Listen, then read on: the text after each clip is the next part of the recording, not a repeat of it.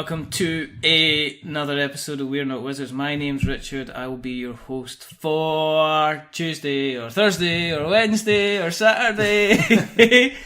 And joining me today, we've decided to get out and about and go around somebody's house and see them face to face, which is a bit unusual for us, but it's because I'm in Scotland and I'm actually got my hands resting on a tabletop, and that can only mean one thing.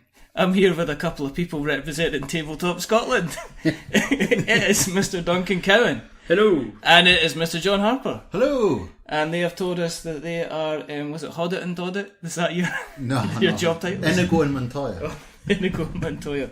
The reason that we're here to have a chat is because it is about 3 weeks until Tabletop Scotland. It's the first and second of September.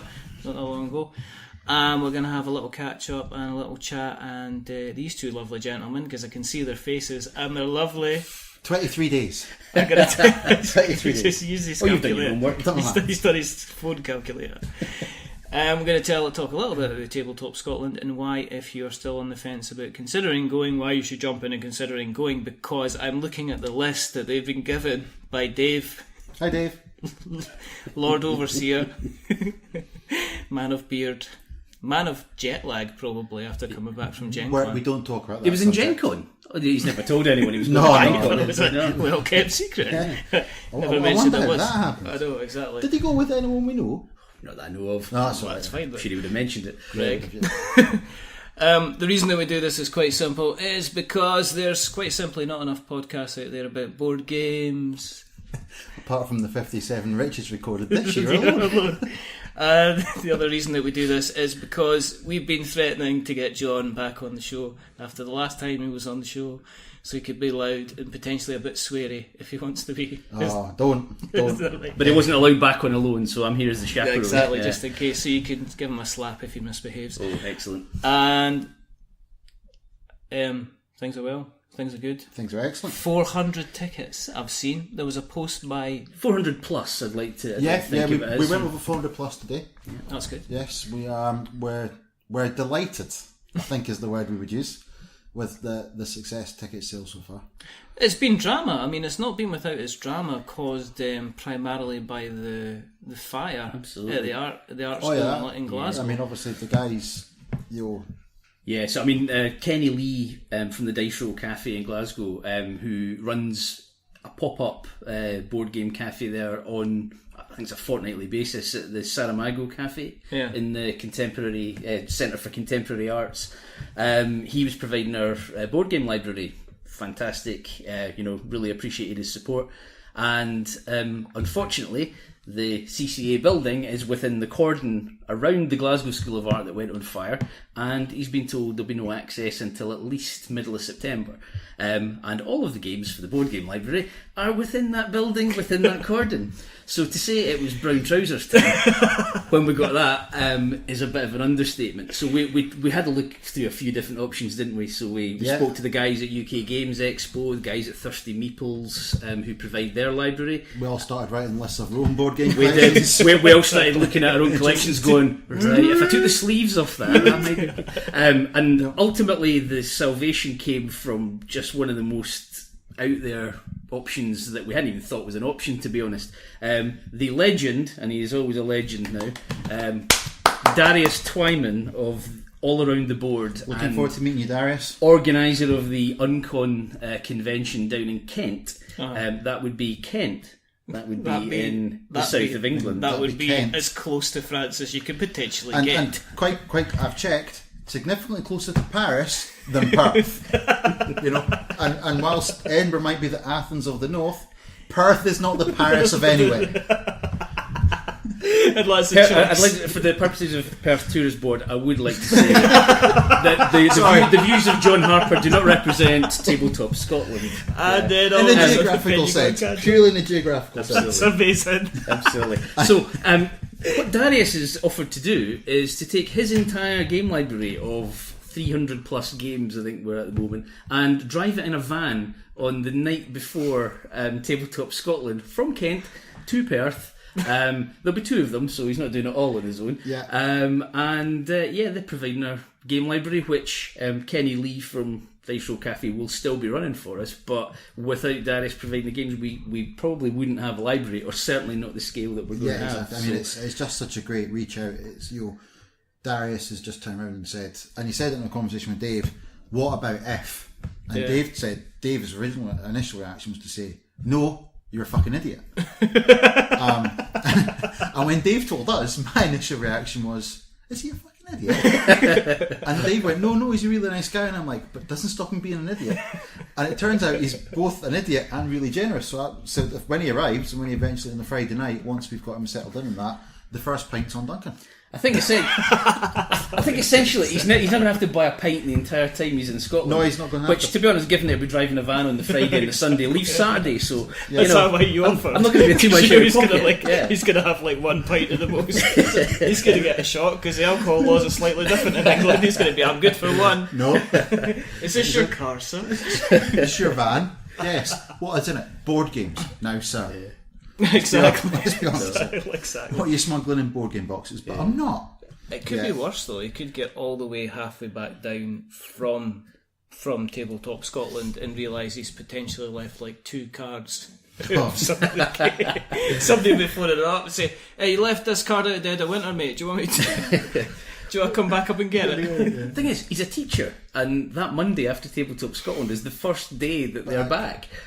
So he's probably going to get back down there for like 5-6 a.m. Something stupid like that. Yeah. And then he's going to be at work first thing that morning. Can you imagine being one of his students? Just round of applause. Actually, just thinking.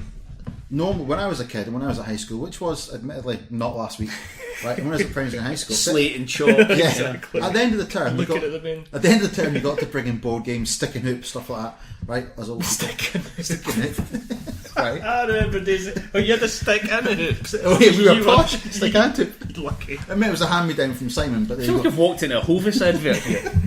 So when you were a kid, last day of school, you bought in games. Yeah. First day of school, his kids are going to get to play games from the big van. Exactly. Darius, we do appreciate it. Yeah, we really do. Because I mean, to be honest, the bulk of the space of the convention is actually going to be open gaming. Yeah. And obviously we encourage people to bring their own games. Yeah. They can buy from the various retailers that will be there. They can buy things in our bring and buy, which we are definitely going to have on the Saturday. Yeah. But without that library there's maybe slightly less options for people to try something they haven't tried before. Yeah. So the fact we're going to have all these games, and it's a really great range from kind of family light games right up to the driest, kind of hardest Euro game. The anti-John, as we call it. Anti-John. John has never played a Euro. I've been told about the concept, and I'm like, right, no thank you. Exactly. I don't want to have numbers around the board. Why do you need numbers around the board? Exactly. I don't want I struggle with anything more than number 6 confuses me. So. Give me miniatures or give me death. Basically. I'm sort of the opposite end. Whenever I'm explaining the game, it usually starts with, right, whoever has the most points at the end of this game wins. I don't mind games with points. Yeah. I just don't see the point of games that are only points. I know. Well, as I say, where there's muck, there's brass. I know, there's no point. We should have a camera so people can see the visual cue. I'm picking up it. I will take photos. And so, gratuitous shout out, that's Darius, and his convention is called Uncon.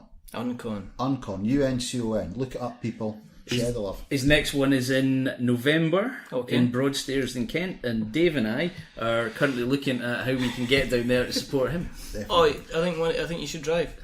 I think it'll maybe fair. It needs to be a van though, surely. It could be a van. Tear-stained mattress in the back. Full of nothing. Look, Darius. Empty van. Full van. Half moon. Full moon. Has your planning had to change as things have gone on with the convention? Because obviously you weren't sure of the kind of numbers you were going to be kind of bringing in, and you were quietly confident when you had a couple of hundred sales coming in months and months ago. So if you had to go back to the drawing board and say, how are we offering kind of more value? How are we making sure that if every single person that turns up, I mean 400 people turning up, I mean that's essentially a theatre full. You know, and it's not people kind of turning up for 50 minutes or an hour. This could be people that are staying for a kind of a full day. Well, I mean, if you think about it, the extreme end is we already know people who are coming. Yes. Who've told us that their plan is to arrive at 9 o'clock, be there for the doors open 9 o'clock on the Saturday morning. Yes. And not leave till one of us kicks them out at 11:30 on the Saturday night. Yes. And then repeat on the Sunday when they're arriving for Sunday opening. And at 6 o'clock on Sunday, when a very grumpy operations head John is physically removing people from the building because I don't know how that could be said about you. You're Exactly. such a cheery chappy. Not after 2 days of Not after convention. 2 days of dealing with people and having a smile. Exactly. So there are people who have already said, look, and we know from experience from other events we've been to and the way people want to play their games, and so we've gone from originally looking at, are people going to come and play for a few hours? What are we going to offer them, to knowing that we've got an audience where people are going to be there for the whole day. Yeah. So yeah, we've flexed. We're trying to adapt. We're looking at what we can offer. I mean, one of the things that I think what we really want people to do is take advantage of the options that we're presenting there. You know, we've got Asmodee demo area. Yeah. So people can bring their own games, they can borrow from the game library, they can go play a game at Asmodee, then go buy the game if they like it, or maybe get it from the games library and replay value. And the thing is that Asmodee area, probably a lot of the Gen Con releases, we've not got a list of exactly what they're bringing, but we would expect that some of the games that were released there will be on the table probably just prior to retail release for a lot of them as well. And the same goes for Coral Spring demo area. Their demo area, you go along, play their game, get along. They're even doing a couple of tournaments at their area as well, so they're going to do King Domino and King of Tokyo, but they're just kind of on the day sign-ups, so we're not talking about kind of... Yeah, I think there's nothing more frustrating than going to an event and being I'm going there just on a spontaneous kind of thing and finding out you can't take part of an event because you should have signed up like 3 or 4 months ago when it was kind of like first kind of released. That's what we're mixing up is, that's one of the things we focused on is we've got what we think is a very good mix of events and participation things that you can sign up before. Go to the website, you can sign up for RPG sessions, you can sign up for one of our tournament events, or you can turn up and play. You can go sign up for stuff on the day, you can sign up for RPGs on the day, you can just rock up and play a board game. You can do pretty much anything. Okay. We've pretty much allowed sort of a 25% slack in every event or role-playing session that we have on the website, so that you can still come on the day and there'll be sign-up sheets that you can just kind of have a wee look at what's available. The booklet that we've now produced for the convention is now available on our website as well, so you can look at the PDF version of that, have a wee look at what you might like to sign up for in the day. Ideally, sign up for it online in advance to confirm that your space is there, but if you turn up on the day and there are still spaces in a game, absolutely sign up. Have you been researching kind of like local amenities and stuff like that as well? Because I think one of the things that's been, I guess, levelled at the UK Games Expo is, I really like the place, but I'd have to take a sandwich next time because the cost of the food up there was extortionate when they went to the UK Games Expo. Is that you looked at that as well? The venue, the Jewish Centre itself, is a full set. In fact, it's got 2 complete kitchens. All right. Right. So they'll have the kitchens open. They're doing. So you cutting and you spreading. Basically, I never spread. Duncan. So basically, we've spoken to them about food options. I'm trying to be serious and I can't because Rich is now dying in the corner. Welcome to the John cast with John. So we've got the venue providing food options, and it's a full kitchen, and they are used to catering to events of this size and bigger. So they can. So we've given them a list of the food that we think is suitable, and they're basically their approach they've got is we give them a menu, they'll produce that menu. So we've tried to cater for as many tastes as we can. You're within 10 minutes of Perth City Centre. In fact, you're in 10 minutes Perth City Centre. You literally out the centre, take a right, walk down a street, and you're in the middle of Perth. So there's all the options you can imagine that you get in a city the size of Perth. We've actually included a lot of this information in the convention programme that everyone will get anyway. So there's a list of taxi numbers for those who need transport back to their hotels. There's a list of Yeah, park and ride from local from Brooksden, park and ride right to outside the venue, which is just ideal. Yeah. We've got a map of parking places around the city centre as well. So there's a lot of different things there. And Perth City Council themselves have been fantastic. Yeah. They've been really proactive in promoting it. They're delighted to have an event of this size and type actually coming to their city. Stuart at Big Dog Books in Perth, one of our biggest supporters. He's really been kind of helping us in terms of speaking to the council, and obviously promoting us within local businesses as well. But the local council, everything we've tweeted, they've retweeted. Everything, everything that we've asked of them, they've been great. Information on trading licenses and all that type of thing. They've been spot on. And one of the things we've done is we've said, right, we want this to be a family event. Yeah. A lot of people, the decision on whether they go somewhere is it suitable for my family? Yeah. And because of that, when we went to Perth Council, when we went to Live Active, who run the centres, we said, well, how can we make it family friendly? And their immediate comeback was, well, the site, Jewish centre we're at, right next to it is Perth Baths. Yeah. And they've got a spa, they've got a creche, they've got leisure facilities. And lo and behold, inside the convention booklet is the instructions on how to get your discount to use those facilities. Yeah, okay. So all the convention attendees go to Tabletop Scotland, and if you want to go next door to the baths, or if the kids, if you want to use the creche facilities, or if you want an afternoon in the pool, you got a discount. So you've been just trying to push out as much as possible, so it's not just your normal kind of gamer folk coming up to see. I think one of the things that I'm most proud of, and we'll see how it works, because it's all fine in theory, but we'll see how it pans out on the weekend itself, is our gateway zone. I think that's something that maybe makes us a little different from other similar sized conventions that I've been to. Yes, we've got our family zone, which is sponsored by Harper, which is fantastic. They've given us 40 plus games from their own collection to do that. That's great. A lot of conventions will have that family section. We've got the open gaming, we've got the demo areas from Asmodee and Coiled Spring, but our gateway area is specifically designed for people who it's their very first foray into this. Not necessarily coming with their kids, but they're just curious about what this is. They maybe have played a game of Ticket to Ride with their mates or something, and it's intrigued them, but they don't really know what they're letting themselves in for. So we've got a team of volunteers who are very special skill set to essentially be that first welcome to people through the door that look like they're a bit bewildered by the whole experience, to essentially just take them by the hand, whether that be figuratively or literally.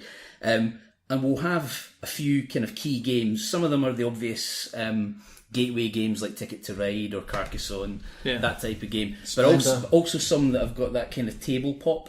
So things like Meeple Circus and Colt Express that, you'll walk past that table, and if you've never seen that before, you'll go, wow, what's that? Exactly. And you're immediately hooked. And what we really want to do is just get those people to sit down. These guys will teach them the rules, take them through the first couple of rounds, and then back off. And they're there if they're needed, but the idea is play your first few games there, find out what this great hobby's all about, and then release into the world of the games library and the open gaming and go and have a wander around the exhibitors. I think that's something that's really different that I've not seen at another convention. It maybe does exist, but I think it's something that's worth building, because one of the challenges of putting something together like this in Scotland is there are a lot of gamers in Scotland, but they're very geographically spread out. Yes. And actually trying to get everything together in one place, this is a fantastic opportunity to grow the base of gamers that there is in this country, because that's then our opportunity to go back to everyone next year and say, how did you find Tabletop Scotland? Had a great time. Brilliant. You coming back? Yes, and I'm bringing 3 friends with me. That's how you grow. And that's what Gateway is about. It's harder work, probably. Yeah. It's a lot of effort for probably not a huge initial kind of result from it, but over time, just putting that effort into that will pay dividends over time. What we've done is, in terms of how we attract new gamers, we want as broad a spectrum of people as possible to attend, because actually that's the best way of getting growth in the hobby, is to get as many different people as you can in the same place at the same time. So we've been very targeted with our advertising, for example. So we've not actually gone and advertised in all the obvious places. The biggest circulation of advertising we've done is we put an advert and an article in a free magazine that's distributed to all the schools in Fife and Perth and Kinross. Yeah. The primary schools especially. Yeah. And so what we've actually seen is a boom of teachers buying tickets. Yeah, no, I think that's... Well, I think, and we've spoken a few times, I think, to, like Nigel Kennington, and when we had Justin Morgan Davies on, and they've waxed lyrical about the use of board games in an educational environment. Absolutely. And I think for a lot of teachers, it's like, well, how do I do something? And also, do you know what? There'll be a whole pile of teachers that'll be, see if I hear another kid talking about Fortnite and playing online. Yeah. When they've got, here's something that you can actually do themselves, like when they're actually being sociable, and I mean sociable as in kind of facing across a table. Well, my normal gaming group, there's 2 teachers in that, both within the Perth region. They're 2 of the guys who are kind of helping us to kind of push this a little bit out in the schools. And they really see both the fun aspect of it and obviously the educational side of it. But the thing that really seems to kind of tick the boxes with a lot of the parents that they speak to is getting away from the screen. Yeah. It's just about having kind of social contact as a family, but without having to have a tablet or a phone or a PC. And that's one of the reasons why we very deliberately have been promoting our family tickets. Yeah. You can buy an adult ticket, but family tickets, and the age range we're promoting family tickets at, under 10s, under 16s, the actual pricing point is deliberate to get as many people to bring their whole family. I mean, under 10s are free. I mean, that alone is a massive thing. Yeah. What does it cost you to go to the cinema with a family of 4 or 5? Yeah. I've had that. 40, yeah. No, it's like by the time if you even consider even looking at the suites nowadays, it's like that's a £5 for that, mate. Yeah, it's like great. And so what we're trying to say is, or I think what we're trying to do is we're trying to make sure that everyone finds something for them. So it's effectively a lot of space with funnily enough a lot of niches in it, but no one niche is any more important than the other. Yeah. So there's bound to be something for you. If you're a gamer of any type, you'll find something you like. Yeah. Hopefully you'll find lots of things you like, and if all else comes to pass and you're thinking to yourself, I don't know if there's anything better to do, go to the bar.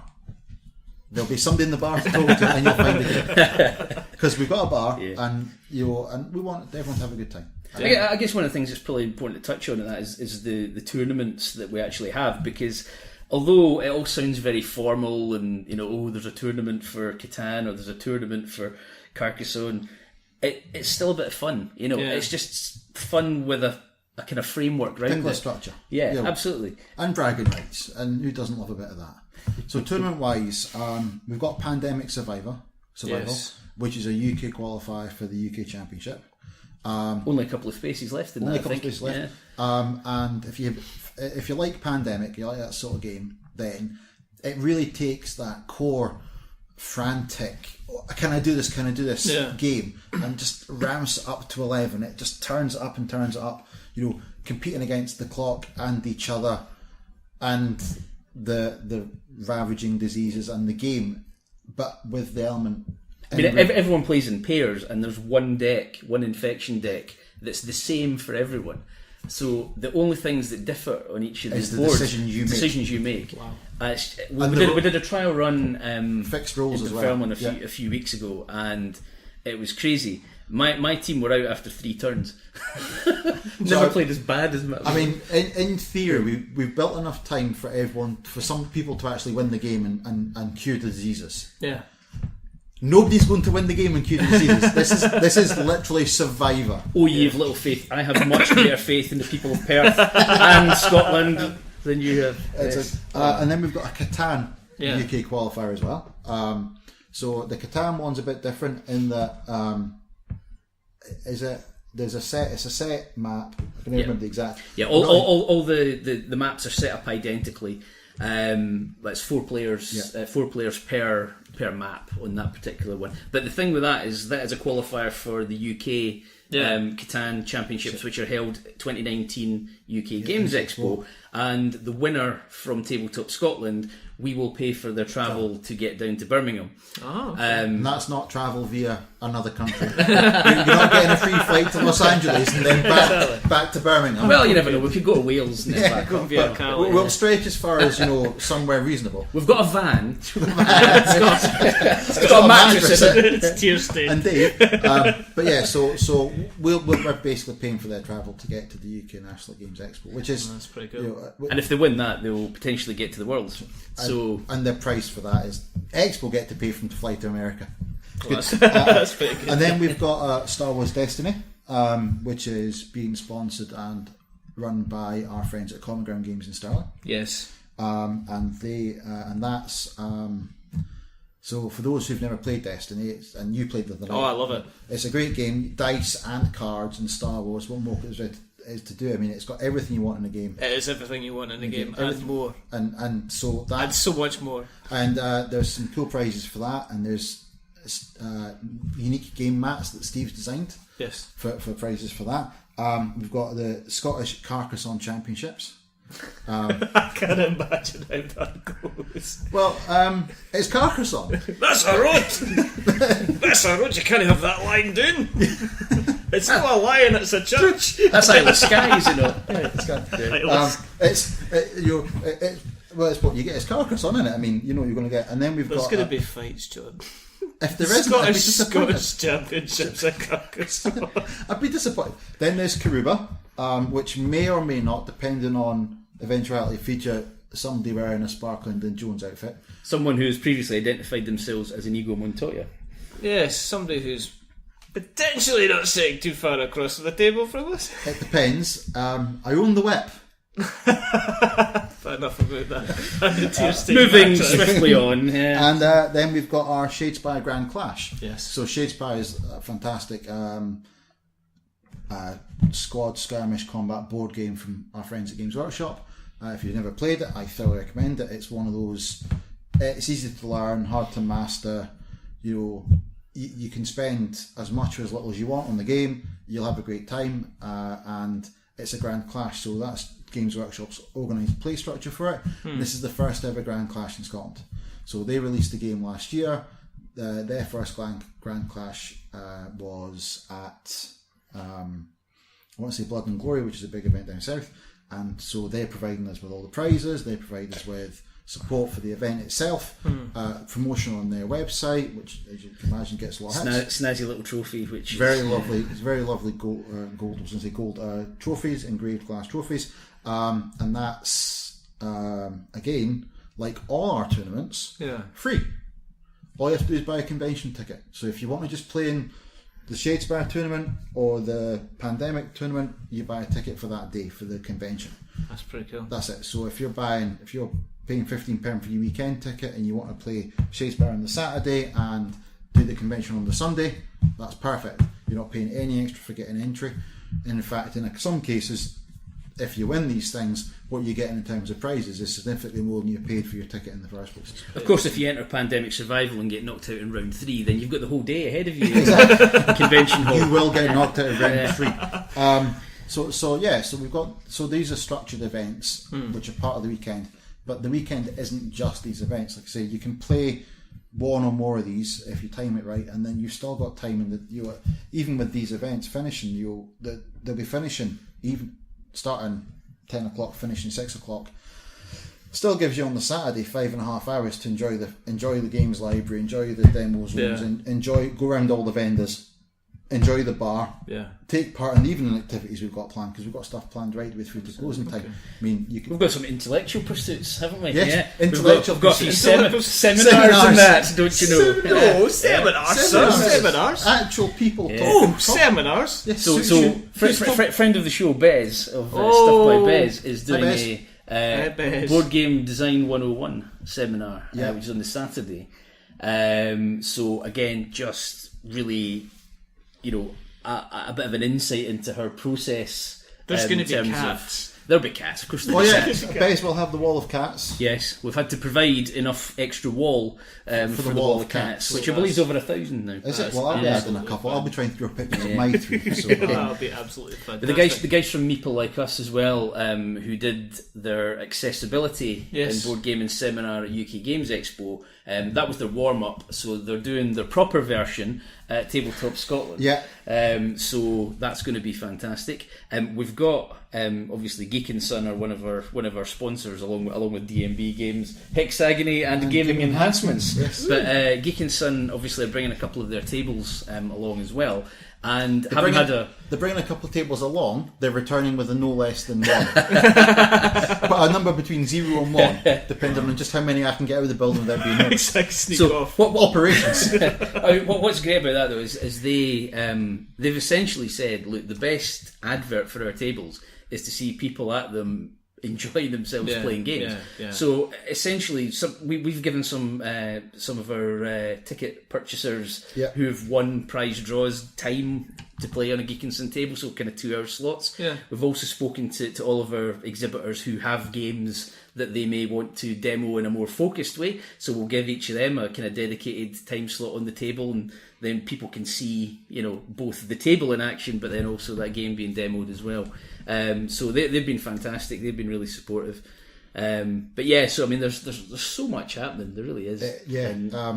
So what we're looking at now is we've broken the 400 ticket sales. Yes. Which we're really stoked about. We know there's going to be people that can't make their mind up yet. We know there's people that haven't bought a ticket yet. So we're just saying, if you want to come, buy a ticket if you can, and if you even if you have been able to line the stars up enough that you can say by 24th, I believe we stopped online ticket sales. So we'll still be selling tickets on the day on the door. So you can rock up and pay. We want as many people as possible there. We've got all the capacity. We've got a capacity. We know that we want to get as close to that number as possible. So just buy your ticket. If we get so close to that number, we might have to put an attendance cap on, and those people who leave it to buy on the day, John, might be disappointed. I mean, have you had people from all of the UK coming over? I mean, we've got people coming. There are people from Northern Ireland coming. We've got a publisher from the Republic coming over as well, who'll be in the playtest zone, decking awesome games. So they'll be in the playtest zone. We've got people Germans, I believe. We've got some Germans coming over. We've had interest from we've got people from the very far south as you can get in England. We've got people coming from Brighton who are coming to Scotland for the first time. I've heard some guy in a Vic van is coming up from Kent. We've got people from the whole of Scotland. Really. Did that surprise you? I mean, I know people would say like Perth's the heart of Scotland, but I mean, the kind of, when I first heard the destination, I went Perth, and then I went, well, actually, to come to think of it, it's half an hour away from me. I mean, it's actually it takes longer to get to Stirling. It certainly takes longer to get to Glasgow. On a bad day, on a good day, it actually takes longer to get to Edinburgh unless I'm getting the train. So, well, that's exactly it. I mean, we'd sort of hoped, hadn't we? We'd thought it sounded like a good idea, but until people started buying tickets from different parts of the country, then we were talking about it, and we were trying to think of a strapline, for the actual event, and we were going through Tabletop Scotland, and I threw out gaming in the heart of Scotland. And I got funny looks, and I was like, "Well, Perth's in the middle of everywhere." Yeah. If you drew a point in the middle of Scotland, if you actually found the geographic middle of Scotland, it's halfway up a bloody mountain somewhere. Yeah. Right, in real life, but the reality is if you look at where all the places in Scotland really are, the only point where the motorway network, as it were, really does join up, and you can get to by train from everywhere else, is pretty much Perth. So it is central enough for almost everyone we've spoken to in Scotland they say, oh, but Perth, but you go, well, it's Glasgow, you're 45 minutes away on the motorway. You're Edinburgh, you're 45 minutes away on the motorway, unless the traffic's bad. Oh, Dundee. And in fairness, it's not actually too far away from Newcastle, from Cumbria. You're only talking a couple. But of hours. I think people want a different venue as well. Yeah. I think Perth's kind of a small enough place that it's not going to intimidate a lot of people. I know some people, the thought of driving to Glasgow, it's just, I hate driving. I hate driving to Glasgow. I've always hated driving to Glasgow. I hate going on to 15 lanes wide and wondering if always come off the wrong way at that bit where you're supposed to turn right when you're supposed to turn left. Somehow you end up at Charing Cross even though you have no idea why you're in Charing Cross. But then Perth is like, well, I know I'll go straight up here, I take a left here, and I'm pretty much I'm pretty much and it's actually been a really big selling point when we were down at UK Games Expo. The fact it's in Perth has actually been a real positive for those who don't live in... For some who live in Scotland, it's Perth, it's half an hour up the road. Right, fine, for you that's the case. But if you're coming up from Kent, or if you're coming up from, somewhere else down south, you want to go to a part where you can see some distilleries or do some kind of tourism stuff, or there's just nice scenery. Exactly. Oh yeah, by the way, here's the Highlands. You've seen them in every film you've ever watched. Enjoy. But there's the other side of it, there's the whole family thing. Yeah. I mean, it's like my son went to Edinburgh this week with he went across to Edinburgh, but there was that kind of thing, he's Edinburgh, it's festival time, it's going to be horrible, it's going to be kind of busy. Glasgow's kind of the same. Perth, it's kind of like, again, it's kind of family friendly enough, so it's kind of got that thing, so you've not got the... I mean, and actually, you mentioned about your son, and we were talking about the family zones. One of the things we've done this year is, I'm not sure if this is the Scottish Year of the Young Person. Mm. So we're an official Scottish Year of the Young Person partner. All right. We've reached out to some local schools in Perth, and we've got a media. I can't remember what the term we used was.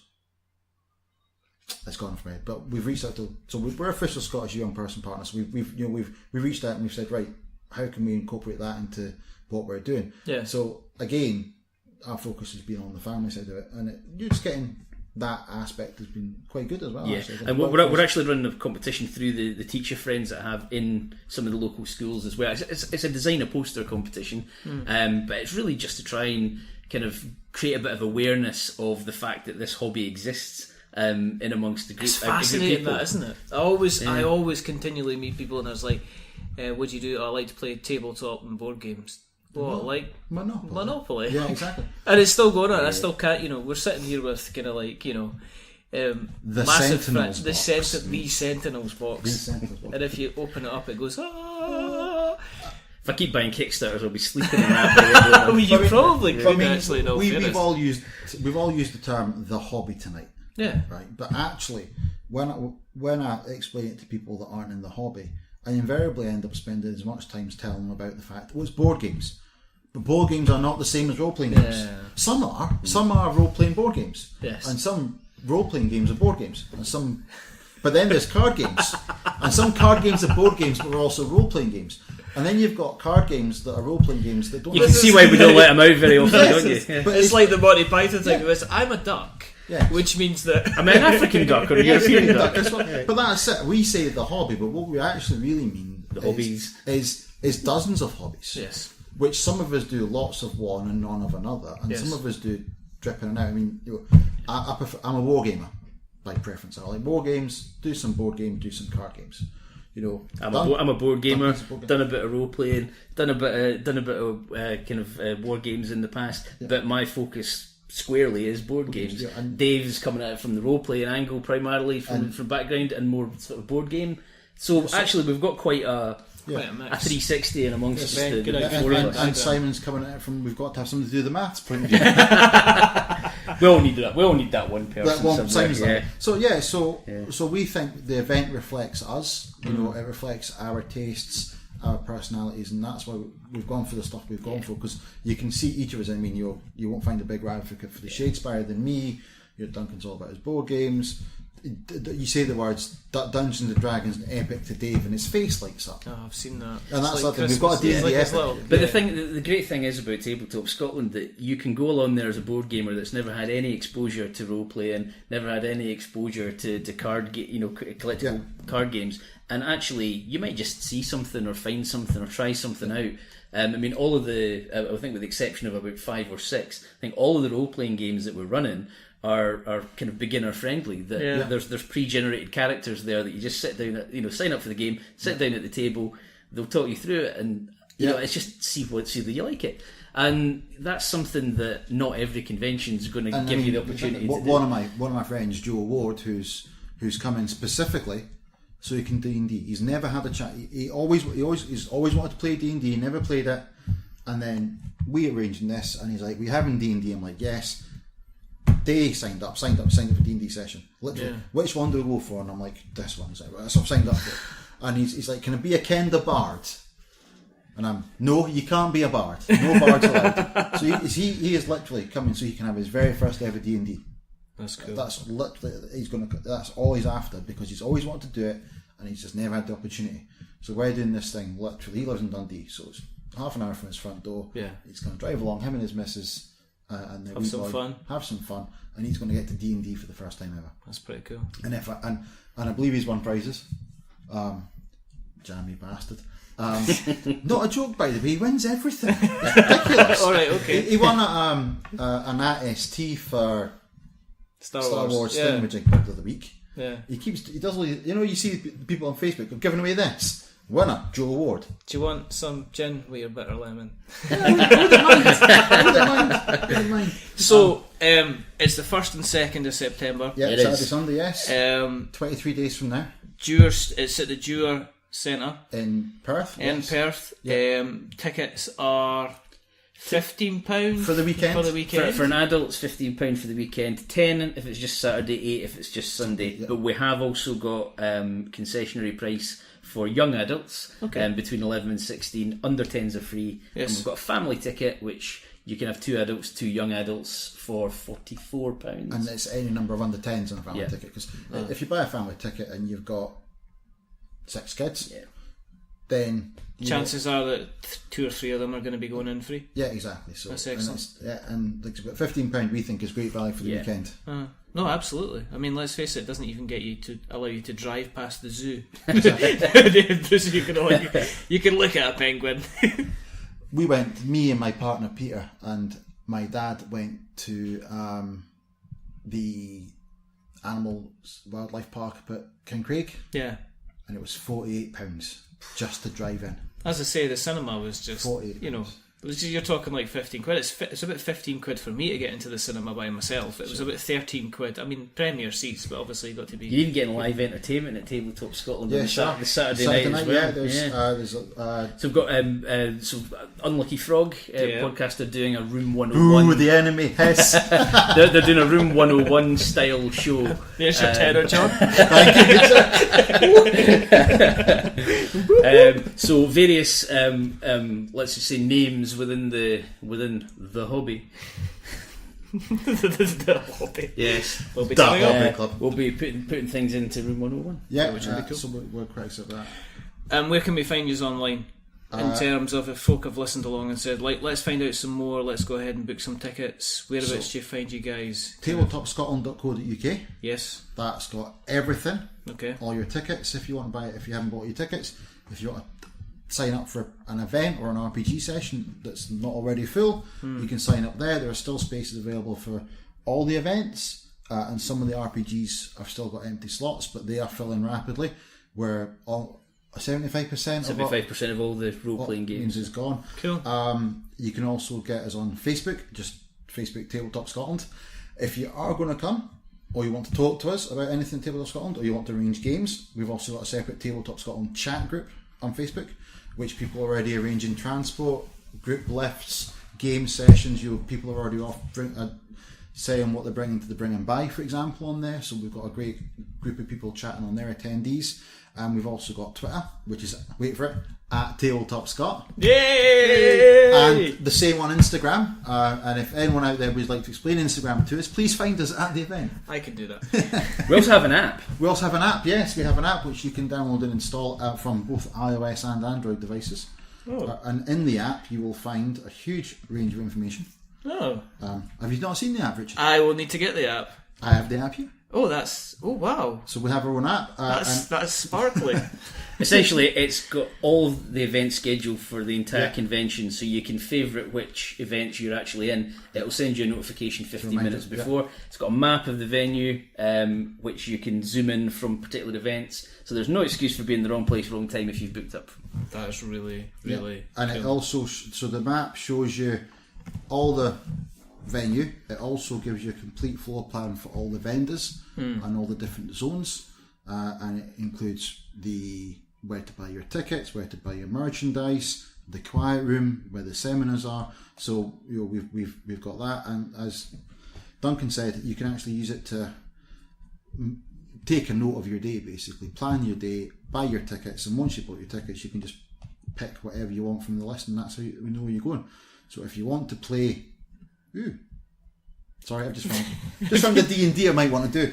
If you think you're going to have time to play D&D at Tabletop Scotland, let me just have a word with Dave. Yeah. So basically, so iOS and Android, that was published this week, wasn't it? It was. Just the other day, yeah. So really, really cool. And that was created by a friend of the event. Yep, Chris Brind. Chris. Brindy. Yeah. Thank you, Chris. Yeah. So you've got all the options there. Is there anything else online? I think that's our presence. We will make sure, as normal, that we shall put them in the show notes. Fantastic. So that we have notes to show. Yeah. Yay!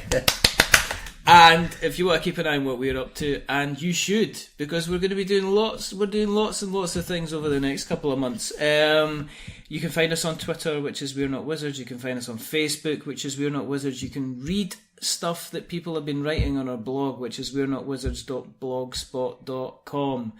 You can find us on our website, which is we'renotwizards.com as well. You can go to YouTube and find us, or just search for We're Not Wizards, you'll find us there. You can find us on the appropriate kind of various podcast catchers, Acast, Stitcher, Spreaker, Player FM.